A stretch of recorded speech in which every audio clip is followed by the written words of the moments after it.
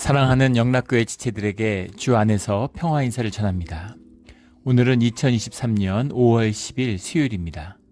오늘의 묵상 본문은 역대하 8장 1절로 18절까지의 말씀입니다. 오늘 본문 말씀 8장 1절부터의 말씀은 이렇게 시작합니다. 솔로몬이 여호와의 전과 자기의 궁궐을 20년 동안에 건축하기를 마치고 솔로몬의 업적과 성취를 다루고 있는 것이 이제 8장과 9장의 말씀이죠. 솔로몬이 여호와의 전과 자기의 궁궐을 20년 동안 건축했다라고 하는데 열왕기 상 6장에 보면 성전을 건축하는데 7년, 궁궐을 건축하는데 13년이 걸렸다 이렇게 알 수 있죠.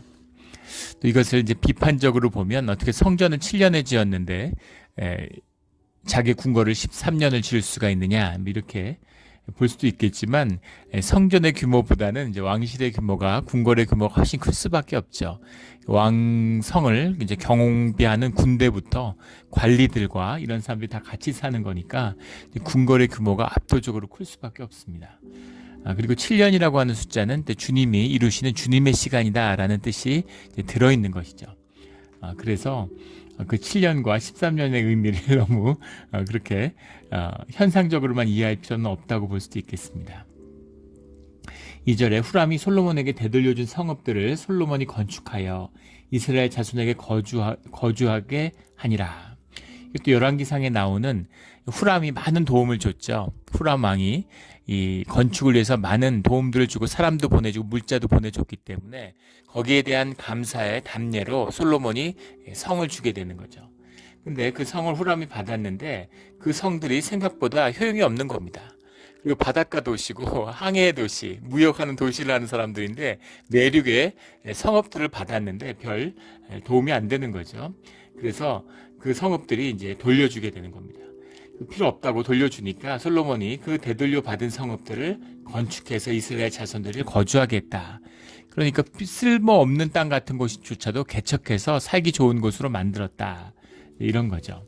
그래서 주님의 은혜가 함께 했다라는 것을 담고 있는 것입니다. 어디 있던 어딜 가던 다 좋은 곳이 되는 거죠. 상가에 장사가 안 돼가지고 상권이 죽었다. 이랬는데 그걸 인수하니까 또 거기서 장사가 잘 되고 또 거기가 아주 좋은 땅이 되고 이제 그렇게 되는 거예요. 그런 축복이 솔로몬과 함께했다 이런 의미인 것이죠. 예전에 그 공무원을 하던 한국 교회에 계셨던 집사님인데 이제 그분이 이제 공무원으로 굉장히 출세를 하신 거죠. 근데 이제 공무원들은 돌아가면서 인사 이동을 계속 하잖아요. 그러니까 인사가 굉장히 중요한 거죠. 특히 검사 이런 거 하면은 18개월마다 보직을 옮긴다 그러더라고요. 그래서 그 한 번 직급 안에서 3번을 보직으로 옮기는데 1차, 2차, 3차 이렇게 그 3번에서 밀리면 그러면 이제 평생 진급이나 이제 이런 것은 접었다고 보면 된다. 굉장히 인사에 관심이 많다는 거예요. 그래서 그 인사에 밀려서 한지로 가게 되고 지방에 이런 데 한지로 가게 되면 저 사람은 끝났다 이렇게 된다는 거죠.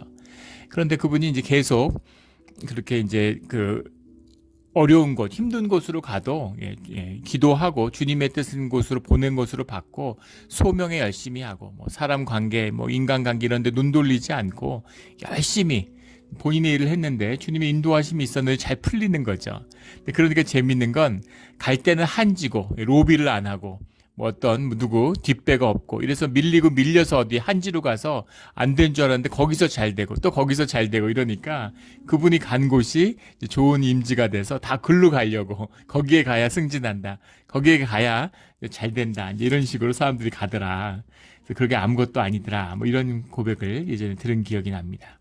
그것처럼 어느 지역이든 나쁘든 눈으로 좋아 보이든 나빠 보이든 아무 의미 없는 것이죠.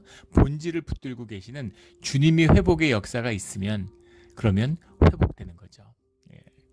러시아가 알래스카를 미국에 팔았잖아요. 그 큰 땅을 그 100만 제곱킬로가 넘는 그런 엄청난 땅인데 아무짝에도 쓸모없는 그것을 러시아 정부가 미국에 팔아버린 거죠. 쓸모없다고. 정말 그 러시아 역사에서 가장 아마 가슴을 칠 만한 일이었을 것 같아요. 그 알래스카를 팔았는데 그걸 산 국무장관이 그것으로 인해서 막 청문회에 시달리고 징계를 받고 이랬다 그러죠.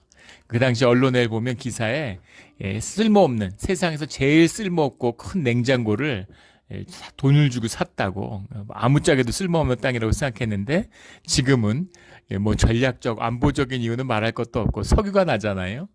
그래서 너무너무나 중요한 그런 곳으로 변한 것이죠. 그런 겁니다. 이것이 이제 주님의 은혜고 삶의 반전이죠. 우리 삶의 모든 자리가 그렇습니다.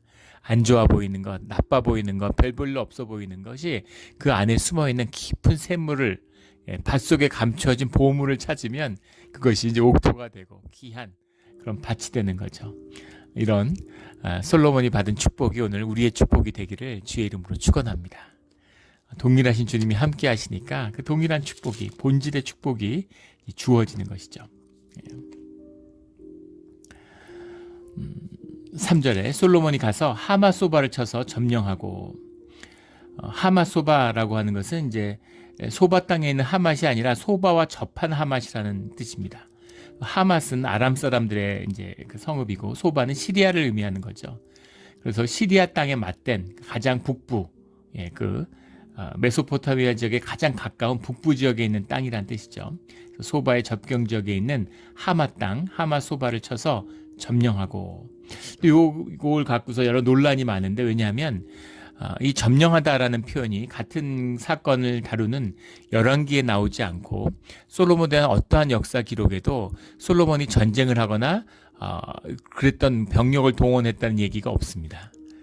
근데 정말 평강의 왕으로 삼겠다 이렇게 주님이 말씀하셨는데 그 약속을 지켜주셨는지 다윗은 끝없는 전쟁, 인생이 전쟁으로 얼룩졌죠. 근데 솔로몬은 전쟁이 없었어요.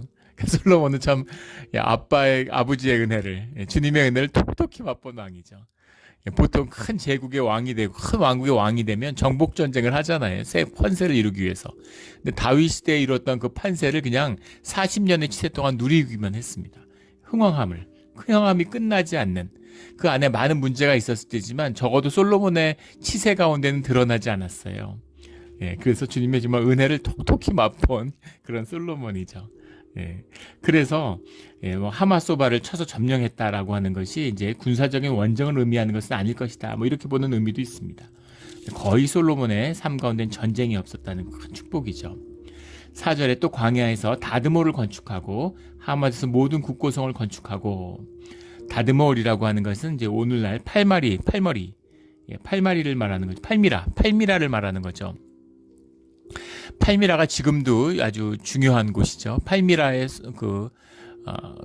석궁 뭐 이런 것 지금도 가보진 못했지만 요르단 이런 쪽으로 이제 성지순례 가면, 그 성지순례가 아니라도 이스라엘이나 이런 쪽으로 이제 여행 가는 분들은 이 팔미라에 꼭 가본다고 그러더라고요.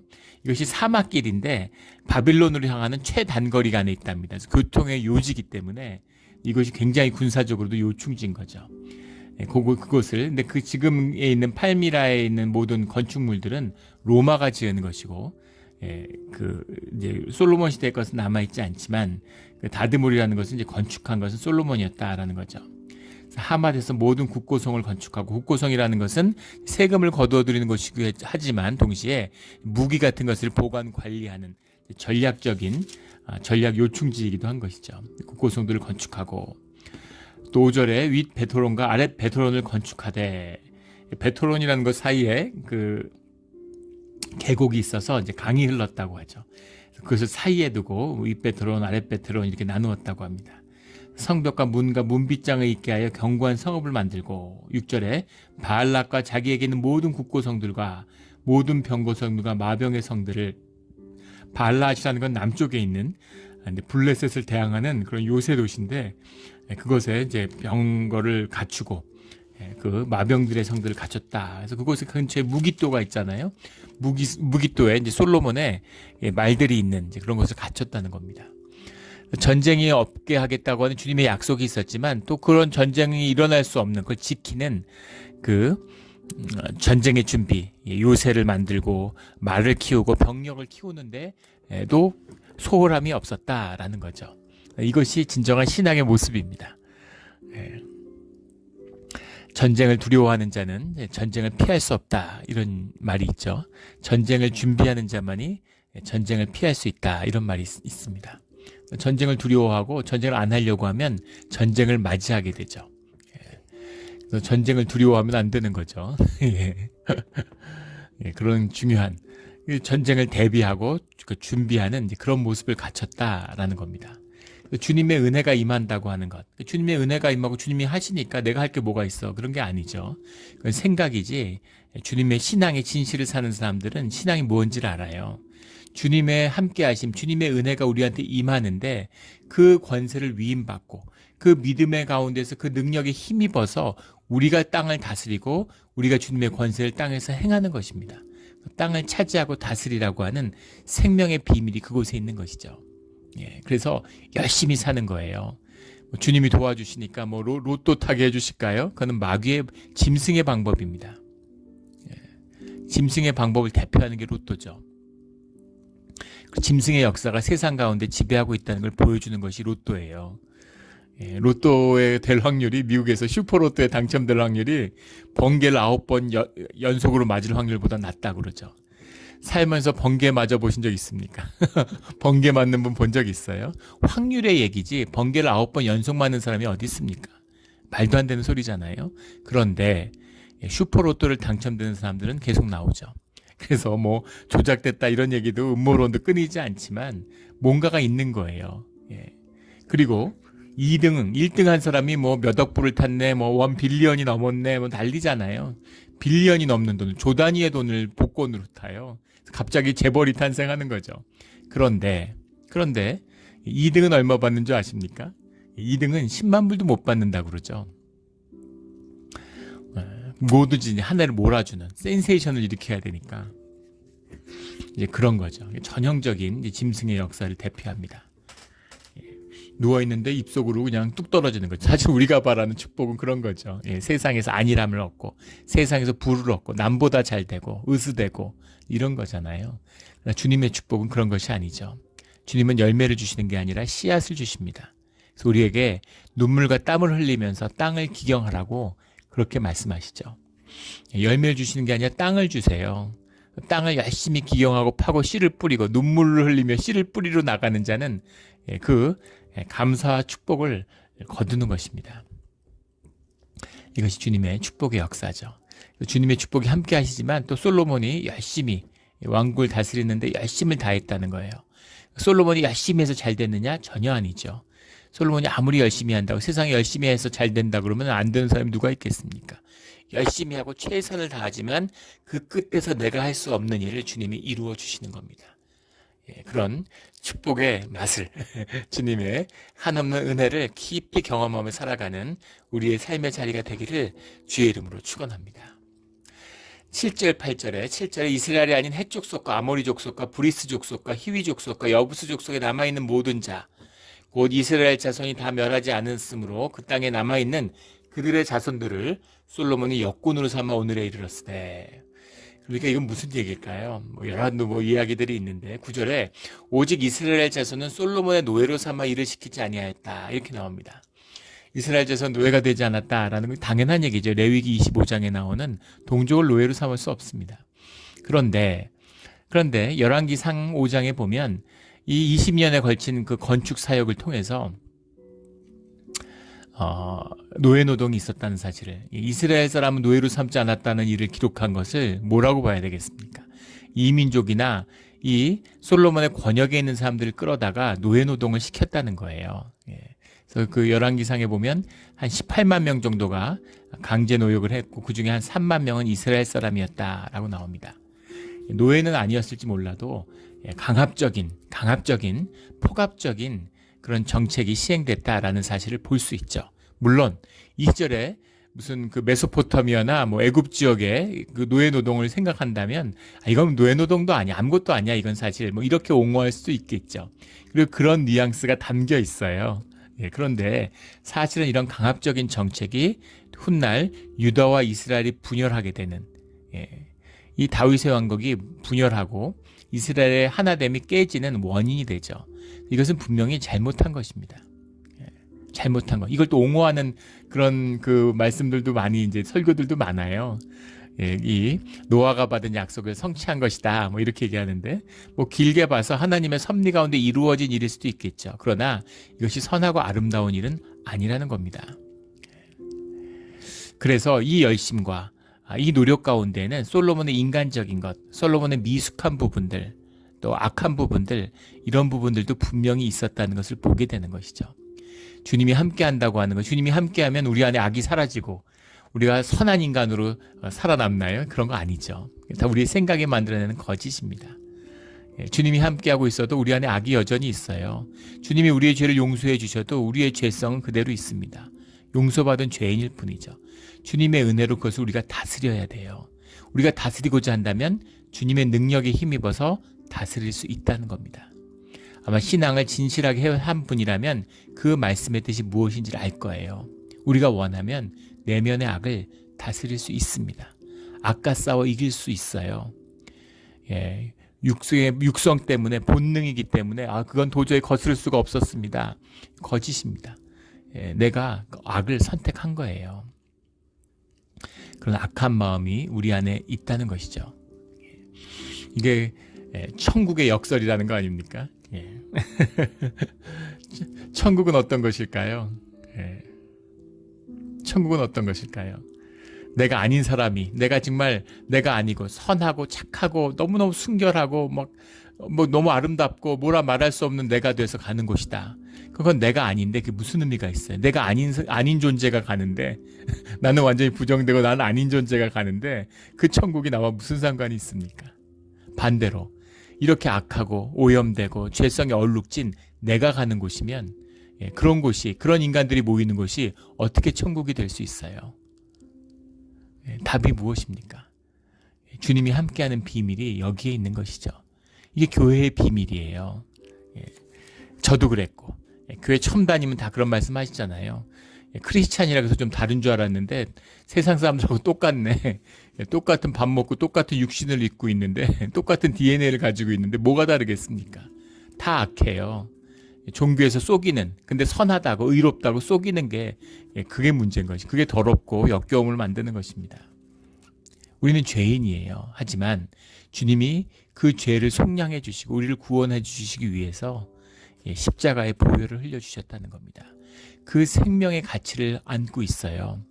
그래서 우리는 주님의 이름으로 주님과 하나 되어 살아갈 수 있는 것이죠. 그래서 한없이 초라하고 못나 보이지만 세상을 바꾸는 위대함이 교회 가운데 있는 것입니다. 우리 이번 주일이 교회 설립 이제 기념주일이죠. 38주년이 됐어요. 교회가 살면 나도 살고 지역도 살고 자연도 살고 환경도 사는 것입니다. 이 위대하고 깊은 비밀이 교회 가운데 있는 것이죠. 이 깊은 비밀이 풀어지는 우리의 신앙의 자리가 되기를 주의 이름으로 축원합니다. 이 말씀의 비밀은, 이 역대기의 기자는 이 솔로몬을 좀 이렇게 다윗도 마찬가지고 옹호하려는 게 있습니다. 에스라가 썼다, 아니다, 이야기들이 있지만 비슷한 시기에 쓰여졌죠. 그리고 레위인들일 거라는 건 의심의 여지가 없는 것 같습니다. 그런데 그 바벨론이 망하고 돌아와서 역사를 재건하고 이스라엘과 예루살렘을 재건하려고 하는 그 마음 가운데 복귀된 역사죠. 그러니까 역사를 긍정적이고 좋은 방향으로 좋게 쓰려고 하는 게 들어있는 거죠. 한국 역사도 그렇잖아요. 무슨 은나라가 이제 중국 역사에 나오는 그것이 사실은 동이족의 역사다. 그럴 수도 있습니다. 그리고 환단고기, 신라 고석이 이래가지고 대부분 이제 위작으로 의심받죠. 위대한 역사가 있었다. 이렇게. 대부분의 그런 책들이 쓰여졌다고 의심받는 시기는 일제시대예요. 나라가 망하고 민족의 정체성이 훼손되고 그런 위협을 받고 있으니까 내 것을 지키기 위한, 나의 정체성을 지키기 위한 그런 노력들이 더 강화되는 거죠. 긍정적인 부분도 있고 이해할 수 있는 부분도 있겠죠. 그러나 그게 진실은 아닙니다. 진실이라는 것은 아프고 수치스럽고 치욕스러울지라도 자랑스럽고 멋있기 때문에 우리가 받아들이고 내 역사가 되는 것이 아니라 우리의 모든 조상들이 내 어깨 위에 서 있다, 이런 심리학의 그 격언이 있죠. 그게 내 삶이기 때문에, 그게 나기 때문에 소중하고 진지하게 받아들이는 것이죠. 그게 진정한 자존심이에요. 그것이 진정한 자존감입니다. 그리고 그런 자존감을 가질 수 있는 건 우리가 신앙 안에 있을 때뿐이에요. 세상에서 그것을 정지하고 짓밟는데 어떻게 부끄러움과 수치를 내가 품을 수 있어요. 내 안에서 밀어내고 내 안에서 지워야죠. 그런데 그것을 미루고 지워서는 주님과 함께하지 못합니다. 나의 온전한 진실, 수치스럽고 부끄럽고 아프지만 그 못난 모습으로, 그 진실한 모습으로 주님을 만나는 것이죠. 주님과 함께하는 가장 중요한 비밀이 진실이에요. 그것이 성경이 증거하는 예배의 비밀입니다. 자원하는 심령과 신실함이죠. 신실하다라는 것이 진실을 말하는 거예요. 우리 늘 그 아프지만 진실함으로 주님의 곁을 지키는, 주님과 함께하는 우리 모두가 되기를 주의 이름으로 축원합니다. 11절도 이제 비슷한 맥락의 말씀이죠. 솔로몬이 바로의 딸을 데리고 다윗성으로부터 그를 위하여 건축한 왕궁에 이르러 이르되 내 아내가 이스라엘 왕 다윗의 왕궁에 살지 못하리니 이는 여호와의 궤가 이른 곳은 다 거룩함이니라. 세례받지 못한 자는 주님의 성전에 함께 있을 수 없다라는 말이 에스겔서 44장에 나오죠. 그것과 통하는 말입니다. 그러니까 이런 엄숙주의, 어떤 성결함에 대한 집착, 원리주의 이런 것이 바벨론의 포로에서 돌아온 이스라엘 사람들에게 지금 워낙 세상에 감염되고 세상과 섞였잖아요. 그것으로부터 이렇게 깨끗하게 구별하고 성별하기 위해서 안간힘을 쓰는, 그때니까 얼마나 엄숙주의가 강했을까라는 것을 알 수 있겠죠. 그래서 그런 취지로 쓰여진 것인데 이 맥락을 보십시오. 솔로몬이 바로의 딸을 데리고 와서 왕비로 맞았다는 것 자체가 말이 안 되는 거잖아요. 이방의 딸을 그것도 뭐 개종한 것도 아니고 거기다가 다처제를 했습니다. 일부 일처의 뜻도 어겼어요. 주님의 뜻일 수 없는 것이죠. 그런데 그리고 왕궁을 건립하기 전까지는 다윗성이 있었습니다. 다윗성에 시컨 잘 살다가 건축을 화려하게 해서 왕궁으로 옮겼어요. 손가락질 받을 일이죠, 사실은. 그런데 내 아내가 이스라엘 왕 다윗의 상고 왕궁에 살지 못했는데 여호와의 궤가 이른 곳은 거룩하기 때문에, 거룩한 곳에 이방인의 처자가 살 수 없기 때문에 왕궁을 새로 건축했다, 이 얘기잖아요. 이게 말이 되는 소리입니까? 예.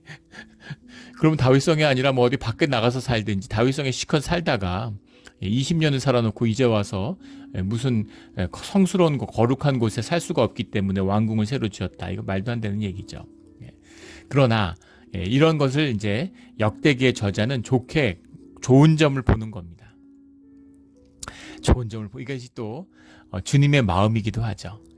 가장 좋은 점을 보는, 우리의 가장 아름답고 좋은 점을 주님이 봐주시는 거예요. 다윗은 쓰레기입니다. 진설병도 훔쳐먹고 살인 교사를 하고 바람 피고 세상에 전쟁터에서 전쟁을 나간 자기 전우의 부인하고 간통을 한 것에서 넘어서 그를 살인 교사를 하는 놈입니다. 이 인간입니까? 쓰레기입니다. 그렇게 얘기를 하면 주님이, 야, 너는 다윗을 몰라. 다윗이 양칠 때 그때 나를 위해서 불렀던 찬양의 노래를 내가 기억한다. 다윗이 그 동굴에 숨어서 같이 살아갈 때 싸운 사람과 싸우지 않는 사람, 전쟁에 나가고 나가지 않는 사람과 공평하게 전리품을 다 똑같이 나누는 그런 사람이야. 얼마든지 자기를 향해서 저주를 퍼부는 자를 내 뜻이 아닌지 맞는지 그것을 구별하기 위해서 그 저주를 감내하는 그런 왕이다. 이렇게 보시는 거죠. 가장 좋은 점을 보는 거죠. 엄마가 혼자 돼서 자식을 키웠는데 아들 하나를, 아들이 막 10살 때, 12살 때 이럴 때 엄마한테 고백하는 거죠.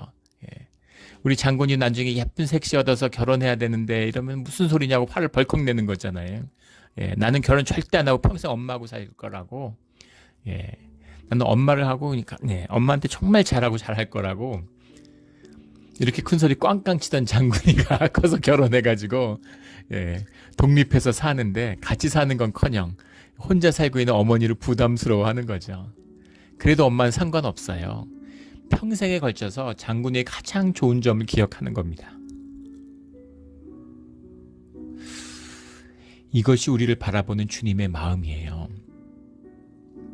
그래서 우리가 나쁜 것을 나쁘다고 얘기하면 그만입니다. 그래서 뭐 솔로몬이 다 좋았던 것처럼 꾸밀 필요도 없고 그건 거짓이죠. 종교가 하는 짓이잖아요. 예, 믿음 좋고 그러면 다 좋았던 것처럼 그런 사람이 어디 있어요. 예, 의의는 없습니다. 그렇다고 해서 그럼 그 사람이 나쁜 사람이냐? 그 사람 행동 때문에 그렇지 않다는 겁니다. 하나님의 그 의의가 그를 돕고 그 모든 삶을 덮고 하나님의 사랑으로 그 삶을 감싸는 것이죠. 예. 자식의 허물을 뒷담화를 하고 손가락질하는 부모는 없어요. 그 아픔이 내 아픔이기 때문에 같이 아파하는 것이죠. 그래서 교회에는 뒷담화가 없습니다. 뒷담화가 있다 그러면 교회가 아닌 거예요. 공동체가 깨진 것입니다. 그래서 그런 것을 용납하면 안 돼요.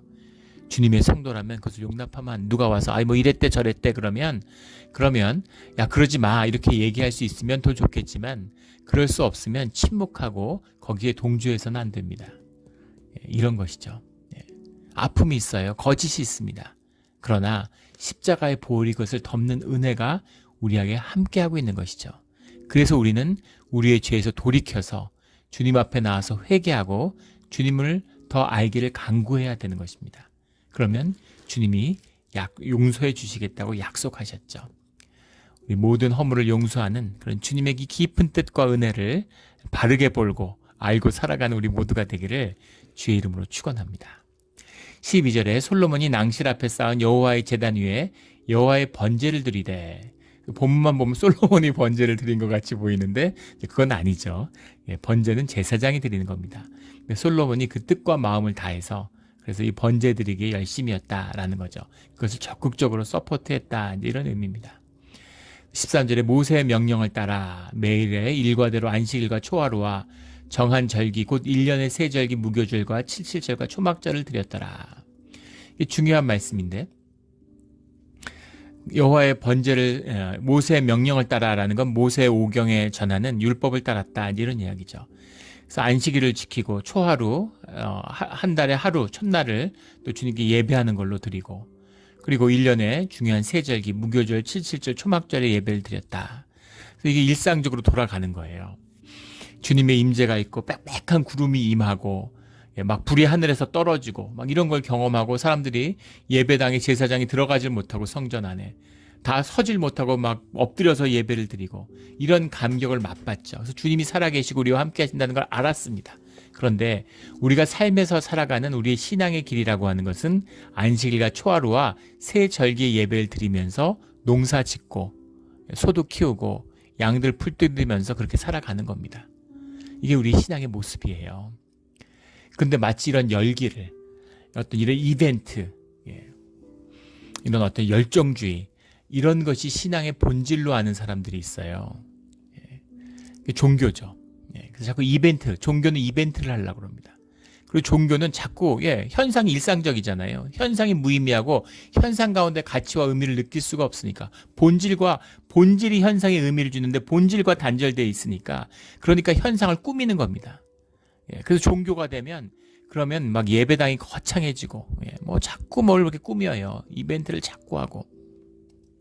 지금 한국의 교회에 제가 한 15년 전에 조사했을 때 한국 교회에 있을 때 한 프로그램이 200개가 넘었습니다. 지금은 더 많겠죠.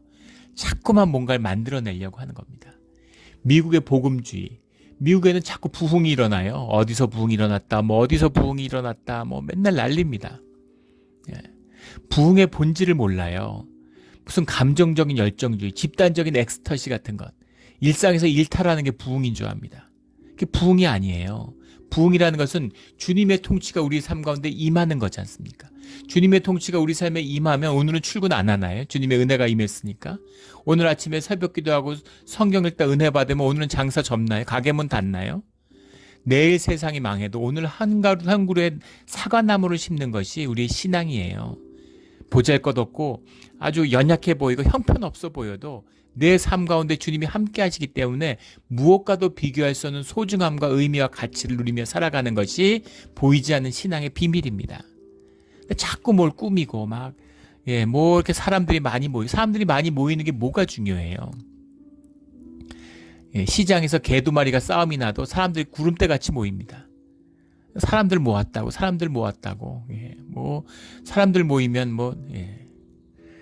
한국에서 무슨 대형 교회에서 새벽에 무슨 특별 기도회를 하는데 7천 명이 모여가지고 새벽 기도를 한다고 이게 부흥이라고 막 흥분하는 목사님을 봤어요. 예. 그분은 신천지의 신학교 졸업식을 못 봐서 그러신 거죠. 신천지에서 졸업식 하는데 10만 명이 모입니다. 장관이에요. 해외 토픽이 될 만큼 10만 명이 똑같은 옷을 입고 예배를 드리는 겁니다. 이적을 좋아하는, 이적으로 세상을 꿰는 것이 짐승과 용의 역사라고 계시록은 이야기하죠. 자꾸만 현상에 무엇인가가 있는 것은 본질의 것을 드러내기 위한 것이죠. 근데 무엇을 드러내요? 왜 자꾸 이적이 있어야 합니까? 우리가 본질을 이미 붙들었는데, 십자가가 우리 가운데 있는데, 근데 그게 진실이 아니니까, 그게 내 중심이 아니니까 자꾸만 그게 필요한 것이죠.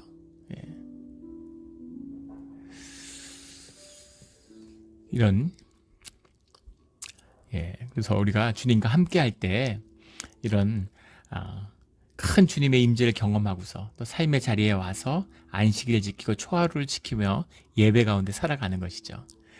우리 이제 부활절 또 연말 가축수 감사절 성탄절 이럴 때 되면은 교회 사람들이 많이 오죠. 북적북적해요. 그런데 이제 5월달 되고 어머니 날 되고 6월 되고 이러면 교인들이 많이 줍니다. 가족들 만나러 가고 어디 가고. 오늘 주중에도 우리 돌잔치가 있어가지고 권사님이 교회 설립 기념주일 날 교회를 빠지는 거를 몇 번을 저한테 막 죄송하고 미안하다고 죄송하다고 부서장이시니까 그렇게 말씀하시는 거죠. 그런데 제가 전혀 그렇게 생각하지 마시고 편안하게 다녀오시라 그러는데 우리 교회 설립 기념주일 전날 교회 잡초 뽑기로 했는데 그때 없는 것이 미안하시다 그러면서 매일 새벽마다 와서 잡초를 뽑으셔가지고 오늘 보니까 교회 한 반은 다 뽑아놓으신 것 같아요. 그래서 신경 쓰지 마시고 편안하게 갔다 오시라고 그렇게 말씀드렸는데 뭐가 문제입니까? 아무 문제 없죠. 삶이에요. 삶에 이런 일도 있고 저런 일도 있습니다. 물론 우리의 삶의 가장 우선순위와 1순위가 주님이 돼야 된다는 것, 주님이 우리의 1순위라는 건 소중한 겁니다. 그렇다고 손주가 돌잔치 하는데 주일 예배 때문에 가보지 못하는 것, 이게 주님이 기뻐하고 좋아하시는 일일까요? 절대 그런 거 아니죠. 우리의 삶, 주님이 함께하고 품으신 우리의 삶이 소중한 겁니다. 그 속에 주님이 함께 하시잖아요. 주님 모시고 가면 되고 어디 가든 주님이 함께 하시는 그런 주님과 동행하는 삶이 돼야 되는 것이죠. 그것을 이루기 위한 과정, 우리가 어디 있던 교회고 진정한 교회를 이루면 교회 건물이 무슨 필요가 있겠어요. 그런 성숙한 믿음을 이루면 왜 우리가 교회 건물을 지어야 되겠습니까? 그런 공동체의 삶으로 살아가는 주님 앞에서 기뻐하고 주님의 하늘의 예배가 땅에서 이루어진다면 우리가 예배 가운데 왜 설교의 시간이 필요하겠습니까? 말씀을 먹고 말씀으로 살아가고 주님과 주님의 음성과 말씀을 직접 다 듣는데 근데 그것을 이루어가는 과정 가운데 있는 것이죠. 그래서 그 삶을 담담하게 또 의미 있고 가치 있게 이루는 거예요. 이것이 참된 신앙의 진짜 비밀입니다. 그런 주님의 임재가 함께했기 때문에 솔로몬이 잘했다 못했다 이런 차원의 얘기가 아니라는 것이죠. 15절에 왕이 명령한 바를 전혀 어기지 아니하였더라.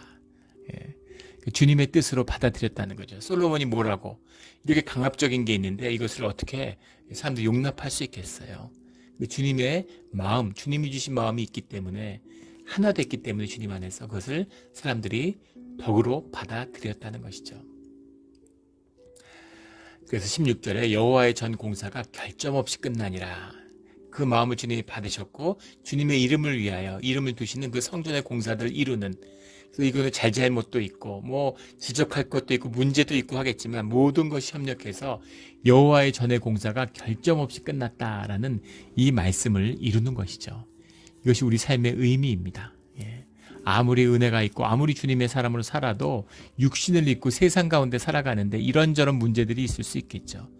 나는 좋은 뜻으로 했는데 결과적으로는 그것이 비난받을 수도 있습니다. 누구예요? 마이크로소프트 창립자, 갑자기 이름이 기억이 안 나는데 기부도 많이 하고 자기가 벌어들인 재산의 절반을 기부했다는 거 아닙니까? 그게 아무나 할 수 있는 일이 아니죠. 대단한 겁니다. 진짜 대단한 일이잖아요. 근데 물론 그것에 대해서도 뭐 이런저런 그게 진짜 기부냐 뭐 그 재단을 만드는 게 뭐 이런 논란도 있지만 이제 그런 비난하는 사람들은 그거에 반내 반도 못하는 사람들이 그렇게 비난을 하죠. 그런데 아프리카에 에이즈를 퇴치하기 위해서 많은 돈을 썼어요. 그런데 아프리카에 제일 심한 병은 사실 말라리아인데 말라리아, 식수의 오염 이런 것을 위해서 애를 썼다면 더 좋았을 텐데 왜 에이즈에만 그렇게 돈을 투자해가지고 모든 의료 체계나 연구가 전부 에이즈에 집중해가지고 오히려 아프리카의 의료 체계나 보건 체계를 왜곡시키고 망쳤다 이렇게 얘기하는 사람도 많습니다. 본인이 듣기는 억울하겠죠. 뭐 모든 자기 혼자서 아프리카 보건을 다 책임져야 되는 것도 아닌데 자기 재산의 절반을 넣어서 자기가 마음에 온 것을 했는데 그게 망쳤다고 얘기를 하니까 그것이 현상과 세상 가운데 있는 일이라는 겁니다. 내가 좋은 뜻으로 최선을 다했다고 해서 좋게 결과되지 않아요. 그것을 좋게 결과할 수 있는 모든 것이 협력해서 선을 이룰 수 있는 비밀이 주님 안에 있다는 겁니다. 그래서 주님이 그 공사가 결점 없이 끝이 났다라고 하는 이 말씀을 주님이 이루어 주신 것이죠. 우리 이 주님의 은혜가 삶 가운데 모든 것이 합해져서 주님 앞에 섰을 때에는 삶 가운데 결점 없이 주님의 인도하시는 목적이 이끄는 삶이 그 목적대로 이루어지는 우리의 삶의 자리가 되기를 주의 이름으로 축원합니다. 아멘. 같이 기도드리겠습니다. 하나님 아버지 감사합니다. 우리가 주님의 말씀 가운데 정말 따뜻하고 아름답게 쓰여진 그 솔로몬의 삶 가운데 온갖 추악함과 더러움이 같이 보입니다. 그것이 보이는 이유가 우리 안에 있는 추악함과 더러움 때문인 것도 잘 압니다. 하지만 주님, 솔로몬을 덮은 그 은혜의 보혈로 오늘 우리를 덮어주시고 그 사랑으로 우리를 감싸주시는 것을 감사드립니다. 우리도 솔로몬의 삶처럼 평강 가운데 주님의 은혜와 축복이 축복의 축복을 더하는 그런 삶이 되기를 소원합니다. 주님 은혜를 베풀어 주시고 그리고 솔로몬보다 더 나은 삶, 더 주님께 가까이 가는 삶, 그 삶을 주님이 십자가의 보혈로 열어주셨으니 오직 예수 그리스도에 의지하는 그런 삶, 아름다운 삶을 이루어가게 하여 주시옵소서. 감사합니다. 예수 그리스도의 이름으로 기도드렸습니다. 아멘.